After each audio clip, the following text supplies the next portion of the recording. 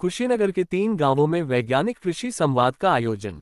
11 जून 2025 को विकासखंड विशुनपुरा के 3 गांवों बलकुरिया, अजारीपट्टी और तेजवलिया में विकसित कृषि संकल्प अभियान के तहत 14वें दिन वैज्ञानिक कृषक संवाद गोष्ठी का आयोजन हुआ। आपको बता दें कि इस अभियान का उद्देश्य सन 2047 तक भारतवर्ष को कृषि के क्षेत्र में विकसित राष्ट्र बनाना है। भारतीय कृषि पूर्णतः किसानों पर निर्भर है, अतः इस कार्यक्रम के द्वारा किसानों को फसल उत्पादन के कम लागत वाली विभिन्न तकनीकों के बारे में अवगत कराया गया।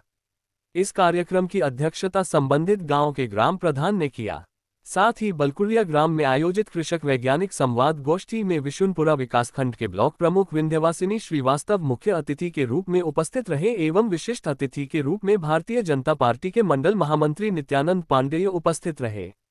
कृषि विज्ञान केंद्र सरगटिया सेवरही कुशीनगर के विशेषज्ञ डॉक्टर अरुण प्रताप सिंह ने विकसित कृषि अभियान कार्यक्रम की महत्ता, उद्देश्य और लाभ के बारे में बताया। साथ ही कम लागत तकनीकी जैसे धान में ड्रम सीडर तकनीकी का खरीफ फसलों में संवेशन के बारे में बताया। फसलों में रसायनों के हानि और प्राकृतिक खेती और गैर रासायनिक खेती की महत्ता के बारे में बताया। इसके साथ ही देसी गाय प्रजातियों जैसे गिर, साहीवाल, गंगातीरी, हरियाणा के गोबर, मूत्र और दूध के विशेषताओं के बारे में भी बताया। प्राकृतिक खेती में उत्पादों जैसे जीवामृत, बीजामृत, धनजीवमृत, नीमास्त्र, ब्रह्मास्त्र आदि के बारे में बताया। वहीं डॉक्टर गंगाराज आर ने खरीफ के फसलों में जैविक कीट एवं रोग नियंत्रण के बारे में बताया। डॉक्टर वाईपी भारती ने वैज्ञानिक अधिकारी बाबू गेंदा सिंह गन्ना अनुसंधान एवं प्रजनन संस्थान सेवरही ने गन्ने की उन्नत कृषि पद्धतियां, सहफसली खेती, रोगों व कीटों की पहचान और उनकी रोकथाम के बारे में विस्तृत चर्चा की। वहीं तकनीकी अधिकारी मोतीलाल कुशवाहा ने बीजोपचार के फायदे और तरीकों के बारे में बताया। जैविक कीट नियंत्रण उपकरणों जैसे फेरोमन ट्रैप, लाइट ट्रैप और स्टिकी ट्रैप के प्रयोग विधि के बारे में बताया। साथ ही मौसम विशेषज्ञ श्रुति वी सिंह ने मौसम पूर्वानुमान का महत्व और मौसम आधारित खेती के बारे में बताया। इस दौरान मुख्य अतिथि विंध्यवासिनी श्रीवास्तव ने उपस्थित कृषकों से कार्यक्रम में बताए गए तकनीकों को अंगीकार करने की अपील की। साथ ही देसी गौपालन, प्राकृतिक खेती कर किसानों को विकसित होने की अपील की, जिससे कि हमारा भारतवर्ष सन 2047 तक विकसित राष्ट्र बन सके। इस कार्यक्रम में ADOAG Prahlad, TAC Sandeep Gupta, ATM Sumit Chaudhary, media के सदस्यगण सहित सैकड़ों किसान उपस्थित रहे। कल को लेके हम लोग यहाँ इकट्ठे हुए हैं कि अपने किसानों को, अपने किसान भाइयों को जो आवाज़ उठाता है उनको कृषि के क्षेत्र में विकसित किया है। विकास एक सतत प्रक्रिया है, वो रातों रात नहीं होती है। उसके लिए कुछ नई तकनीक, कुछ नए विचार और उसमें लगभग 9-6 लोग, उसमें एक हत्था लगा होता है, एक प्लास्टिक का पहिया होता है, लगभग 3.5 से 4 किलोग्राम होता है मात्र। आज जो है कृषि जो है संकल्प अभियान के तहत जो है कृषि संकल्प अभियान के तहत कार्यक्रम बलकुरिया में हुआ। तो क्या कार्यक्रम था, जो है क्या उद्देश्य था? देखिए, सबसे पहले आप लोग का धन्यवाद जो इस सुदूर क्षेत्र में आप लोग अपने आपको आज यहाँ लेके आए। साथ ही साथ भारत सरकार द्वारा एक संकल्प दिया गया है भारत के किसानों को समृद्धशाली बनाने के लिए, और उसी की कड़ी में कृषि विभाग द्वारा 29 मई से लेकर के 12 जून तक एक ये अभियान चला करके किसानों को जागरूक किया जा रहा है। उसी कड़ी में कृषि विभाग का एक कार्यक्रम बलकुरिया ग्राम सभा भी आयोजित था। बड़ी संख्या में किसान, यहाँ के क्षेत्रीय ग्राम प्रधान, क्षेत्र पंचायत सदस्यगण और बड़ी संख्या में कृषकों का आना एक शुभ संकेत है कि यहाँ पूरी परिदृश्य आने वाले दिन में चेंज होने वाली है और किसान बेहतर से बेहतर सुविधाओं की तरफ बढ़ करके भारत को और सशक्त बनाएंगे। कृषि संकल्प अभियान के साथ जो है बलकुरिया में कार्यक्रम चल रहा है। कब से ये कार्यक्रम चल रहा है? किन जो है सरकार की जो योजनाओं को जो है किसानों को जानकारी दी जा रही है? सर्वप्रथम तो आप लोग का मैं यहाँ हार्दिक स्वागत करता हूँ।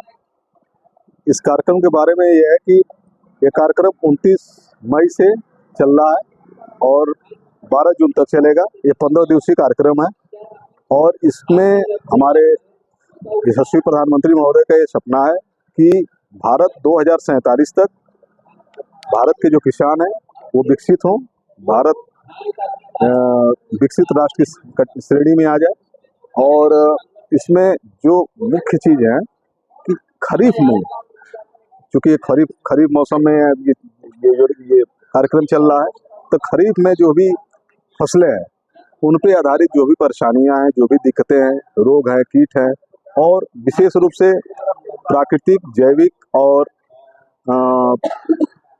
किसानों की आय दुगुनी करने के लिए ज़्यादा प्रयास किया जा रहा है और रासायनिक खादों, रसायनों का कम से कम उपयोग करने पर किसानों को जोर दिया जा रहा है। नई नई तकनीकी के बारे में बताया जा रहा है जिससे कम लागत में अधिक उत्पादन हो और किसान की आय दुगनी हो सके। धन्यवाद।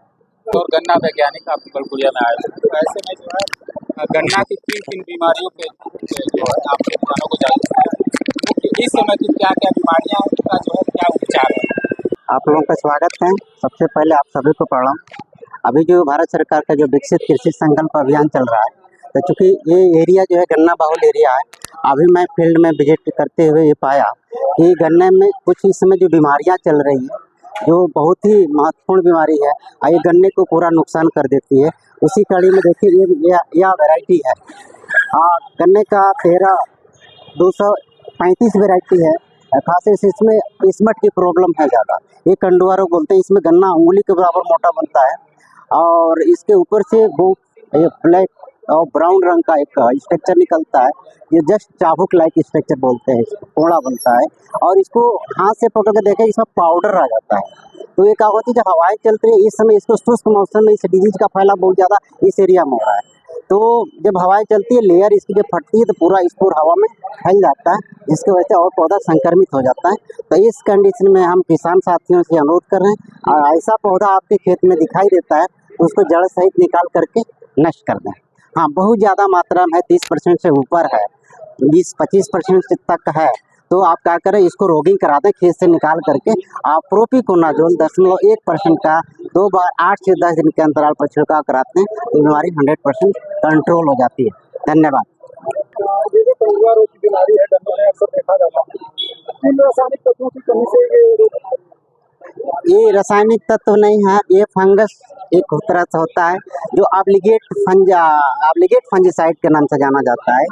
ये लिविंग ऑर्गेनिज्म, ये जो स्पोर है किसी और फसल पे इसका संक्रमण नहीं होगा, गन्ने की प्रजाति पे होगा, लेकिन डिफरेंट टाइप के गन्ने की प्रजाति है तो उसमें नहीं होगा, क्योंकि कुछ वेराइटियाँ उससे सस्टेबल पाई जाती हैं जो बाकायदे इसकी टेस्टिंग होती है। तो इसके स्थान पर रोगरोधी प्रजातियों की बुआई करें। इसके बचाव के लिए किसानों के सर्वप्रथम इसको अपने खेत में जैसे इसका लक्षण दिखाई दे, खेत से निकाल करके बाहर कर देना चाहिए। और क्योंकि जब बाहर निकल जाएगा पॉलीथीन से या कपड़े से ढक करके, ताकि इसका स्पोर उड़े नहीं, तब इसको बाहर निकाल करके और प्रोपिकोनाजोल 10.1% का छिड़काव कर देंगे तो 100% कंट्रोल हो जाएगा।